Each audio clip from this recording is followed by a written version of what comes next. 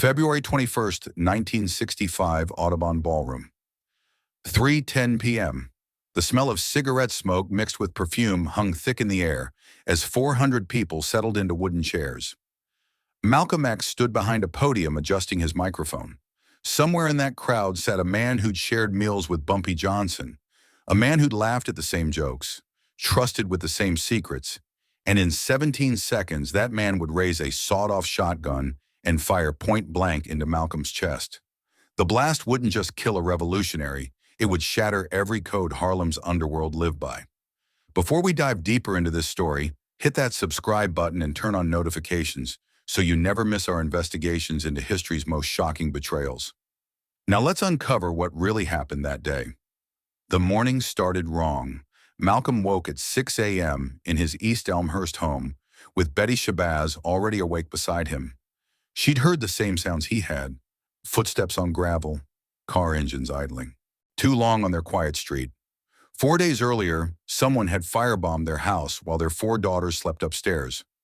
Malcolm had pulled them from smoke-filled rooms with his bare hands. The Molotov cocktails had come through windows he'd personally installed, through curtains Betty had sewn. The message was clear. They were coming for him. But Malcolm X didn't scare easily. At 39 years old, his face carried the map of every prison cell, every beating, every threat he'd survived. The scar above his left eye told one story. The slight hitch in his walk told another. He'd been stabbed, shot at, and betrayed more times than most men could count. What made February 21st different wasn't the danger. Danger was Tuesday. What made it different was who would pull the trigger. Bumpy Johnson knew something was wrong 3 weeks before Malcolm died. The old gangster sat in his usual booth at Small's Paradise on 7th Avenue, nursing bourbon that cost more than most Harlem residents made in a week. At 63, Bumpy's hands shook slightly from the heart condition that would kill him 3 years later. But his mind stayed sharp as broken glass, and right now his mind was screaming. A man named Thomas Hagen had been asking questions, quiet questions, careful questions, about Malcolm's security, about his schedule, about which doors stayed unlocked at the Audubon Ballroom. Hagen was 22 years old, built like a boxer, with eyes that never stopped moving. He belonged to the Nation of Islam's Newark Mosque, and he'd been seen talking to people who answered to Bumpy. The connection wasn't direct. It never was. In Harlem's criminal ecosystem, information moved like water through cracked pipes. You couldn't always see the path, but you knew someone was getting wet. Bumpy had heard Hagen's name from a numbers runner. The runner heard it from a bartender. The bartender heard it from a woman whose cousin worked security for the Nation.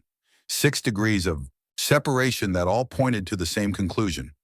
Malcolm X was about to die, and someone in Bumpy's world knew about it. Bumpy had complicated feelings about Malcolm. They'd grown up in the same Harlem, breathed the same air, survived the same poverty. But they'd chosen different paths. Malcolm chose revolution. Bumpy chose survival. Malcolm preached about the white devil. Bumpy did business with whoever had money. They'd met exactly twice. Once in 1958 at a Harlem fundraiser. Once in 1963 outside a barbershop. Both times they'd nodded with mutual respect. Both times neither man had smiled.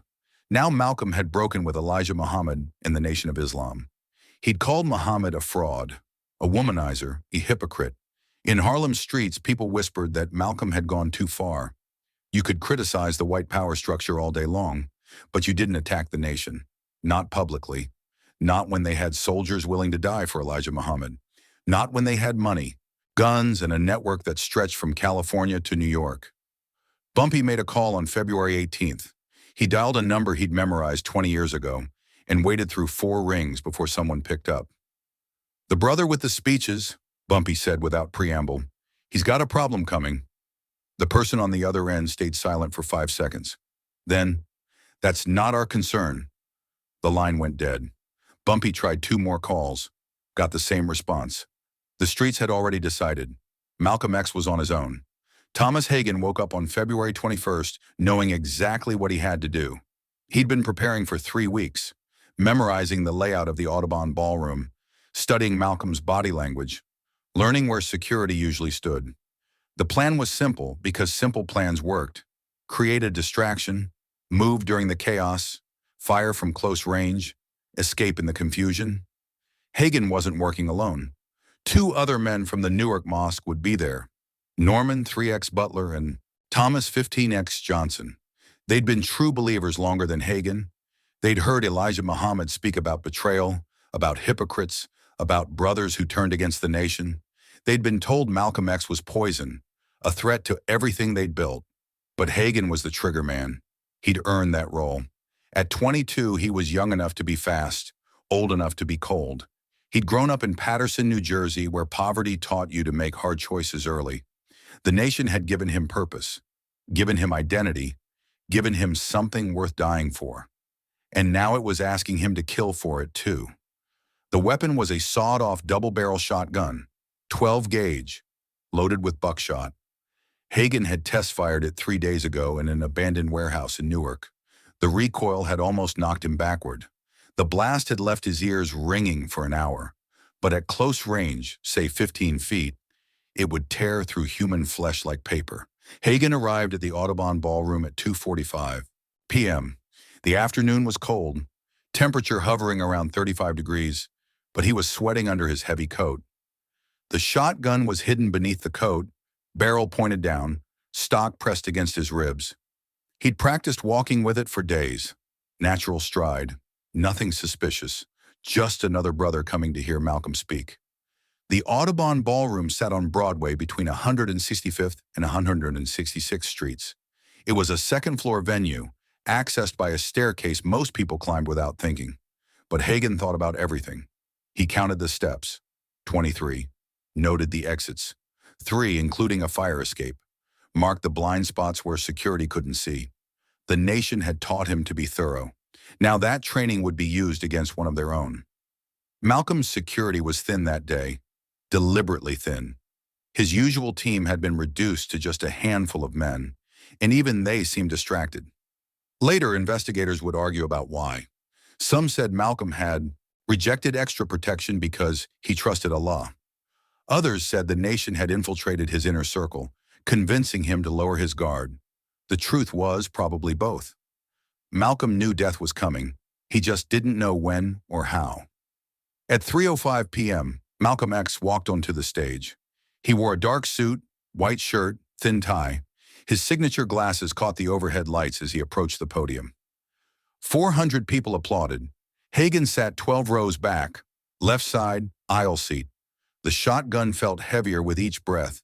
Malcolm began his speech with, "Assalamu alaikum," peace be unto you. The crowd responded, "Wa alaikum salam," and unto you, peace. The irony would haunt survivors for decades. "Brothers and sisters," Malcolm said, his voice carrying across the ballroom without amplification. "We're living in a time of turmoil, a time when the oppressor wants us divided, wants us fighting each other instead of fighting the system that keeps us down." Hagen's heart hammered against his ribs. Sweat ran down his back. His hands were steady, though. That's what surprised him. His hands should have been shaking, but they were calm, cold, ready. At 3:10 p.m., Norman Butler stood up 12 rows forward, right side. "Get your hand out of my pocket," he shouted at the man next to him. The accusation was false, rehearsed, designed to create confusion. People turned toward the commotion. Security moved right. Attention shifted away from the stage. That's when Hagen moved. He stood smoothly, coat falling open, shotgun swinging up in one practiced motion. 15 feet separated him from Malcolm X. 15 feet was nothing. Point-blank range. He could see Malcolm's eyes widen behind his glasses. Could see the exact moment recognition hit. Not recognition of Hagen specifically, but recognition of what was about to happen. Malcolm raised his hands not in surrender, but in a gesture that seemed almost protective, as if he could stop the inevitable through sheer force of will. Hagen pulled both triggers simultaneously. The double blast sounded like the world breaking, like thunder compressed into a single second, like God coughing. The shotgun kicked back into Hagen's shoulder with enough force to bruise, but he barely felt it. His eyes were locked on Malcolm, watching the buckshot tear through the revolutionary's chest at close range. Malcolm X was thrown backward by the impact. His body lifted slightly off the ground before crashing into the chairs behind the podium. His glasses flew off, spinning through the air in slow motion. Blood spread across his white shirt in an instant bloom of red, the stain growing from chest to shoulder to neck within seconds. The ballroom exploded into chaos, screaming, running, people diving under chairs, trampling each other toward exits. Betty Shabazz rushed toward the stage, her voice cutting through the pandemonium. "They're killing my husband." But Hagen wasn't finished. Neither were Butler and Johnson. As Malcolm lay dying, the two other men rushed forward with handguns, firing additional shots into Malcolm's prone body. Later, the autopsy would count 21 separate bullet wounds. Overkill wasn't the word. This was annihilation. This was making sure Malcolm X stayed dead. Hagen tried to run. He made it 3 steps before someone tackled him from behind. Then someone else. Then someone else. Within seconds, a mob of Malcolm's followers was beating him. Fists, feet, chairs. They broke his ankle, fractured his skull, tore his clothes to shreds. Someone stabbed him in the leg with a pocket knife. Someone else tried to gouge out his eyes. A police officer named Thomas Hoy saved Hagen's life. Hoy pushed through the crowd, firing warning shots into the ceiling, dragging Hagen's bloody body toward safety. "You'll kill him!" Hoy shouted at the mob. "Let the law handle this." But even as he said it, Hoy wondered if the law would handle anything. Because this wasn't just murder. This was political assassination. And in 1965, New York, the lines between justice and conspiracy were razor thin. Malcolm X was pronounced dead at 3:30 p.m. at Columbia Presbyterian Hospital. 20 minutes after the shooting, the doctor who worked on him later said Malcolm was effectively dead before the ambulance arrived. The shotgun blast had done too much damage.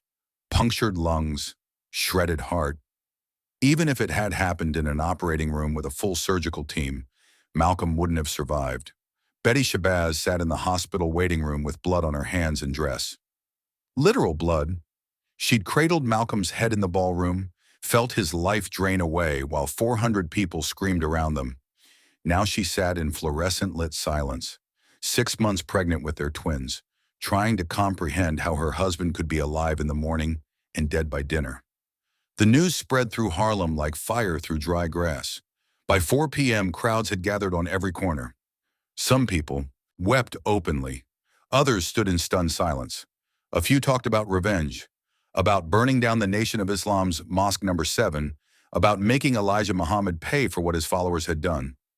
Bumpy Johnson heard about Malcolm's death at 4:15 p.m. He was in his apartment on Convent Avenue when the phone rang with the news.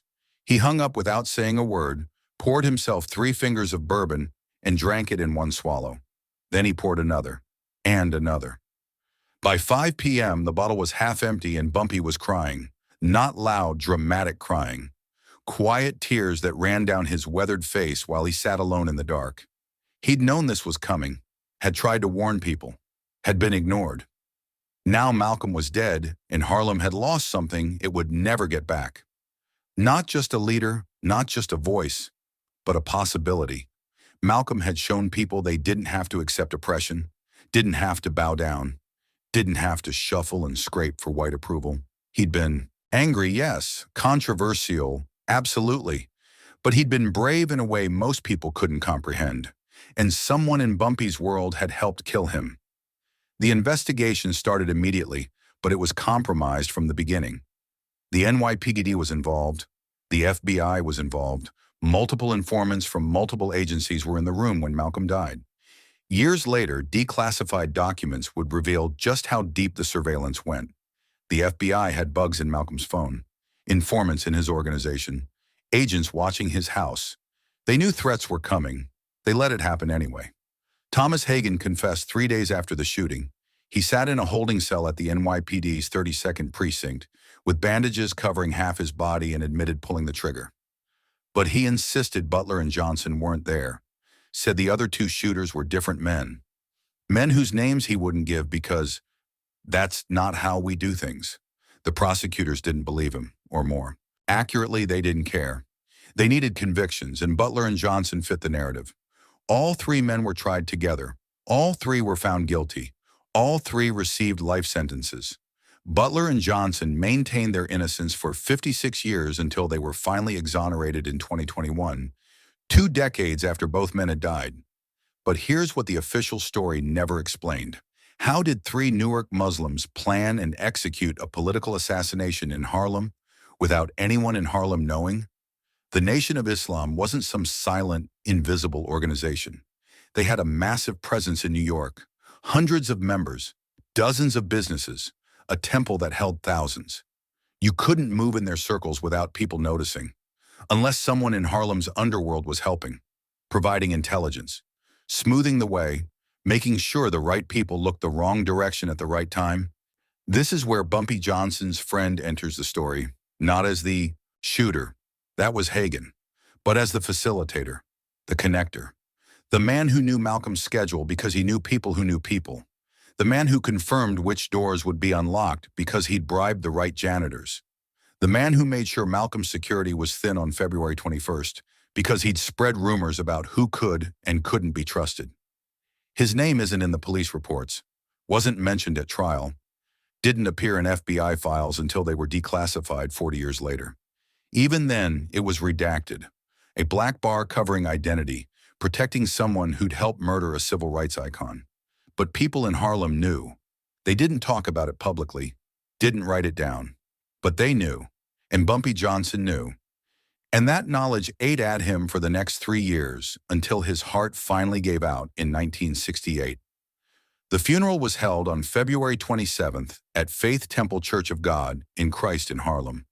1,500 people attended, another 6,000. Stood outside in 20-degree weather, waiting for a glimpse of Malcolm's casket. Actor Ossie Davis delivered the eulogy, calling Malcolm our shining black prince. Betty Shabazz sat in the front row with her 4 daughters, pregnant belly visible beneath her black dress, face hidden behind a veil, but body language screaming devastation. The burial took place at Ferncliff Cemetery in Hartsdale, New York. Malcolm was lowered into the ground, while Betty Shabazz placed roses on the casket and whispered prayers in Arabic. As the first shovel of dirt hit wood, someone in the crowd began singing, "We Shall Overcome." Others joined. Soon hundreds of voices filled the winter air with a song that felt both defiant and desperately sad. But the real mourning happened in Harlem's streets. In the weeks after Malcolm's death, the neighborhood changed, became quieter, more watchful. People stopped trusting as easily. The civil rights movement splintered, some toward Martin Luther King Jr.'s nonviolence, others toward the Black Panthers' armed resistance. Malcolm's assassination proved that speaking truth to power could get you killed, even by your own people. The Nation of Islam officially denied involvement. Elijah Muhammad released a statement calling the murder a great tragedy, but refusing to accept responsibility. He blamed Malcolm's rhetoric, Malcolm's ego, Malcolm's betrayal. He never mentioned the numerous speeches where nation officials had called Malcolm a hypocrite who deserved death. Never acknowledged the climate of violence his organization had created. Thomas Hagen served 44 years in prison. He was paroled in 2010 at age 69, a gray-haired old man who bore little resemblance to the 22-year-old assassin. In multiple interviews, he maintained that Butler and Johnson were innocent, said he'd acted with 2 other men whose names he still wouldn't reveal. When asked why he killed Malcolm X, Hagen gave the same answer every time. He thought I was doing the right thing. I thought he was a traitor to the nation. But here's what Hagen never said publicly, what he only whispered to his lawyer in protected attorney-client conversations. He wasn't working alone, and the conspiracy ran deeper than 3 shooters. Money had changed hands. Routes had been planned. Safe houses had been arranged. Someone with serious connections had orchestrated the logistics, and that someone had ties to both the Nation of Islam and Harlem's criminal underworld. That someone was Bumpy Johnson's friend, the man who attended Malcolm's speeches, the man who reported back on security gaps, the man who confirmed that February 21st would be the perfect day because Malcolm's usual protection would be reduced, the man who walked away clean while Hagen, Butler, and Johnson took all the blame. And Bumpy knew. That's what tortured him. He knew exactly who had facilitated Malcolm's murder, and he couldn't do anything about it without starting a war. That would consume all of Harlem. The streets had rules. You didn't expose your own people to the police. You didn't testify. You didn't cooperate. even when your own people committed murder, even when they killed someone who deserved better. So Bumpy drank. He drank bourbon until his liver screamed. He played cards with hands that shook worse each month. He ran his numbers operations and loan sharking businesses like everything was normal. But late at night, alone in his apartment, he'd stare at the ceiling and see Malcolm X's face. Not the Malcolm from photographs, but the Malcolm from their two brief meetings. Intelligent eyes, sharp mind, absolute conviction that black people deserve better than America was offering. 3 years after Malcolm's assassination, Bumpy Johnson died of a heart attack at Wells Restaurant on 7th Avenue. He was 65 years old. Some people said the heart condition killed him. Others said guilt did. Either way, he died knowing that Harlem had lost two men who understood the streets better than anyone, Malcolm X and himself, and that the friend who'd helped kill one of them was still walking around free. The friend's name finally emerged decades later through FBI documents obtained via Freedom of Information Act requests. Researchers cross-referenced informant reports, surveillance logs, and witness statements. Patterns emerged, connections became clear, and slowly, painstakingly, investigators reconstructed what had actually happened. The friend wasn't Nation of Islam, never had been. He was pure criminal, a mid-level enforcer who worked various angles for various bosses. He'd gotten close to Nation members through shared business interests. Drugs mostly, some gambling. The Nation officially opposed both, but individual members weren't always so principled. When Elijah Muhammad's inner circle decided Malcolm had to go, they needed someone who could operate outside the Nation's official structure, someone with criminal skills, someone who understood violence, someone who could coordinate with true believers like Hagen while maintaining plausible deniability. The friend was perfect. He'd been paid $10,000, a fortune in 1965, $5,000 before the hit, $5,000 after. The money came from Nation of Islam sources but was laundered through Harlem's criminal networks until its origins became untraceable. It paid for his silence. It paid for his expertise. It paid for Malcolm X's life. After the assassination, the friend disappeared. Not literally, he stayed in Harlem, kept working, kept living. But he disappeared from the investigation. Police never interviewed him. FBI never followed up. His name appeared in a few witness statements as someone who'd been seen around the Audubon Ballroom, but nothing came of it. He was protected by the same code that protected everyone in Harlem's underworld.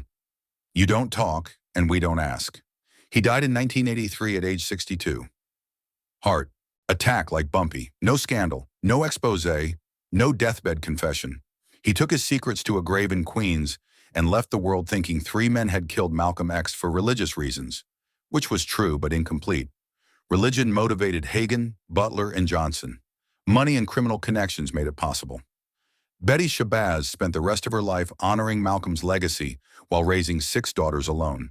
She earned her doctorate in education, became a university administrator, and spoke at countless events about her husband's vision.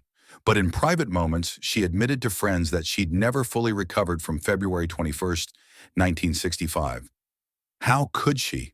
She'd watched the man she loved die on a dirty ballroom floor while 400 people screamed around them. She died in 1997 from burns suffered in a fire set by her own grandson. The 12-year-old boy, Malcolm Shabazz, started the blaze in their apartment. He later said he was trying to get his grandmother's attention, trying to make her understand his pain. The bitter irony, Malcolm X's grandson causing the death of Malcolm X's widow through fire, was not lost on anyone. Malcolm's legacy grew after his death in ways he never could have anticipated. His autobiography, completed just before the assassination, became required reading. His speeches were studied in universities. His evolution from street hustler to Nation of Islam minister to independent human rights activist became a template for understanding Black consciousness in America. But the full truth about his assassination remained murky. 3 men were convicted. 1 was guilty. 2 were innocent. And at least 1 other man, Bumpy Johnson's friend, the criminal facilitator, the connector between Nation true believers and Harlem underworld, walked away clean. The ballroom where Malcolm died changed hands several times. It was renamed the Audubon Ballroom and Conference Center. Later it was demolished, replaced by a biomedical research facility. Columbia University built a memorial, A simple plaque marking where history happened. Some people found that insufficient. A plaque for a man who changed America seemed inadequate. But that's often how martyrs are remembered, with small gestures that can't capture the magnitude of what was lost. In Harlem today, old-timers still talk about that afternoon in February 1965.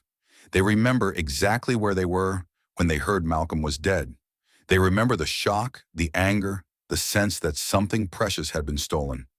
Some of them remember Bumpy Johnson's face at the funeral, remember how the old gangster looked like he'd aged a decade overnight, and a very few of them, the ones who were deeply connected, who understood the street secrets, remember whispers about the friend, the facilitator, the man who helped murder Malcolm X for $10,000 and lived to die peacefully in his sleep 2 decades later. That's the sound that changed everything. Not just the shotgun blast at 3:10 p.m. on February 21st, 1965, but the sound of silence afterward. The sound of people who knew the truth, keeping it locked behind teeth and codes and street rules. The sound of justice being incomplete because some betrayals go too deep to expose without destroying the whole community. Malcolm X's daughter Ilyasa Shabazz has spent decades investigating her father's murder. She was 2 years old when he died, remembers nothing of that day, but she's read every document, interviewed every surviving witness, pushed for every investigation. In 2021, she finally saw Norman Butler and Thomas Johnson exonerated. Vindication that came too late for the men themselves, but confirmed what many had always believed. She's also pushed for the full truth about others involved, the FBI informants, the NYPD officers who may have known what was coming, the Nation of Islam officials who created the climate for assassination, and the criminal facilitators who made it logistically possible. The friend's real identity is known now to researchers and investigators, but legal restrictions prevent naming him publicly without definitive proof that would hold up in court. The evidence is strong but circumstantial. Witness statements from people now dead, FBI documents that hint without confirming, financial records that suggest but don't prove. So he remains nameless in official histories, a shadow, a ghost. The man who helped kill Malcolm X and got away with it because he understood something fundamental about crime and justice. The system only catches the people it's designed to catch. If you know how to move between structures, between institutions, between communities, you can commit terrible acts and never face consequences. That's the real lesson of February 21, 1965. Not that Malcolm X was murdered, history is full of murdered revolutionaries, but that he was murdered through a conspiracy that involved multiple institutions, multiple agendas, and multiple levels of betrayal. The Nation of Islam wanted him dead for religious reasons. The FBI wanted him neutralized for political reasons. And Harlem's criminal underworld provided the infrastructure for practical reasons. 3 different motivations, 3 different systems. One dead revolutionary. The shotgun blast that killed Malcolm X echoed through American history. It influenced the Black Power movement. It shaped the Black Panthers. It informed the civil rights strategies of the late 1960s. It taught a generation of activists that the establishment, whether government or religious or criminal, would kill you if you pushed too hard. But the blast also did something else. It exposed the fragility of trust in oppressed communities. If Malcolm X could be killed by his own people, by men who looked like him and prayed like him and claimed to believe in Black liberation like him, then who could be trusted? The paranoia that followed. Malcolm's assassination never fully healed. It's still there, underneath everything. A wound that won't close because the full truth never came out. Bumpy Johnson understood that some betrayals are too complete to forgive and too complicated to explain. So he drank his bourbon and kept his secrets and died with the knowledge that he'd failed to protect Malcolm X, even though he'd seen it coming. And somewhere in Queens, in an unmarked grave that no one visits, lies the man who connected the dots. Bumpy Johnson's friend, the criminal facilitator, the man who walked away clean after helping murder one of the 20th century's most important voices. The sound that changed everything wasn't just one shotgun blast. It was the sound of silence that followed, the sound of people deciding that some truths are too dangerous to speak, the sound of justice being incomplete because complete justice would expose too many powerful people. Malcolm X deserved better. He deserved a full investigation that held everyone accountable: the shooters, the planners, the facilitators, the institutions that enabled and protected the conspiracy. Instead, he got 3 convictions, 2 of which were false, and a historical narrative that remains incomplete 59 years after his death. That's what happens when truth threatens powerful institutions. The truth gets buried, the witnesses get silenced, the facilitators get protected, and history remembers only what it's allowed to remember. The shotgun blast at the Audubon Ballroom killed Malcolm X's body, but the silence that followed killed something else: the possibility that America would ever fully reckon with how and why it murders its prophets. Because Malcolm was a prophet, he saw clearly what most people couldn't see. He spoke directly when others used coded language. He refused to accept oppression as permanent when everyone around him said to be patient.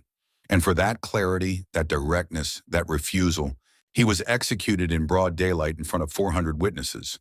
3 men pulled triggers. Dozens more made it possible. And one man, Bumpy Johnson's friend, the criminal facilitator, the connector, walked away rich and free, leaving Malcolm X's blood on a ballroom floor and his secrets in an unmarked grave. That's the sound that changed everything. Not just what we heard, but what we'll never hear. The confessions that were never made. The apologies that were never offered. The full truth that America still isn't ready to face about how it treats the people who dare to imagine a better world.